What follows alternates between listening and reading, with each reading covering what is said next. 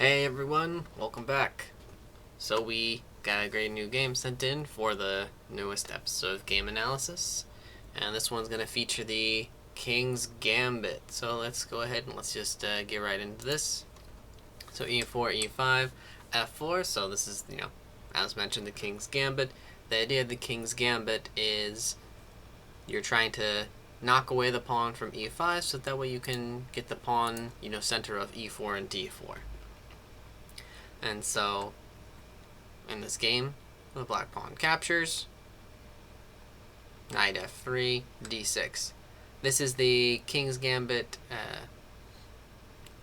Fischer defense. This was the one that Fischer came up with after he lost that one game. He spent a lot of time into this variation because, after he had a loss in a game, he wanted to go with a really, really good option and spent a lot of time working on the bust to the King's Gambit, which was his article that he published. Okay, d4, d5. One of the things we're really going to see in this game is the tempo. And time is really important in chess. And in this case, we're losing a tempo. We're spending an extra move on d6, d5. So the black piece is a little bit of a mistake here because you're wasting time. Bishop d3. So the idea is wanting to put this bishop on this nice diagonal. And yeah, the bishop is going to look nice there. Again, we have an opportunity, though, with taking advantage of the tempo.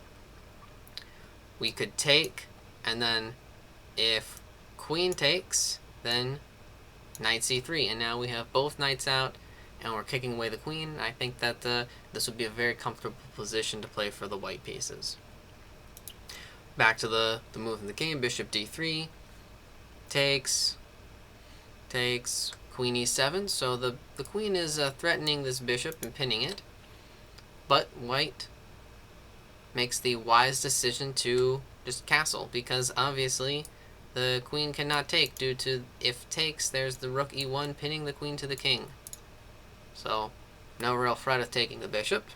Queen f6, and again, we're looking at these tempos. Queen e7, queen f6, d6, d5, like, we're using extra tempos here. Okay. Let's keep going in the actual game. So, bishop g4, this move is not the best here, because obviously this bishop can just take on b7, and that's one of the best moves. In the game, the other best move, there's two that are like even here, knight d5 is played.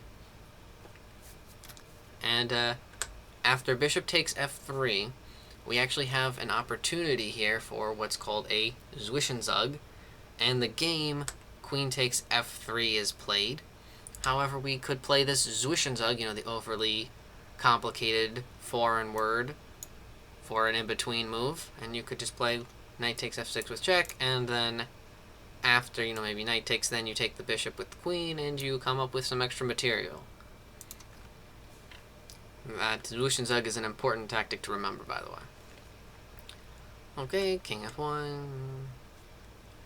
Let's see here. Okay, we take on e7, takes, bishop takes, and that rook is just going to be trapped in the corner.